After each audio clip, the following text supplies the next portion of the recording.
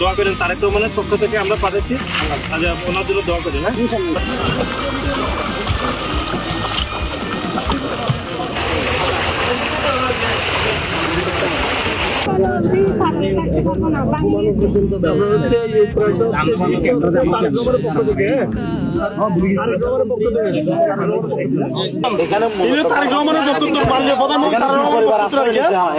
আমাদের বাড়ি তারেক রহমানের বক্তব্য আর কি একটা দিলে হবে।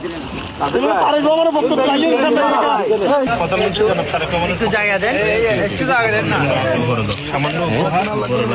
পরবর্তীতে উনি আরো পাঠিয়েছে, উনি আরো খোঁজ খবর নিব বুঝছেন নি।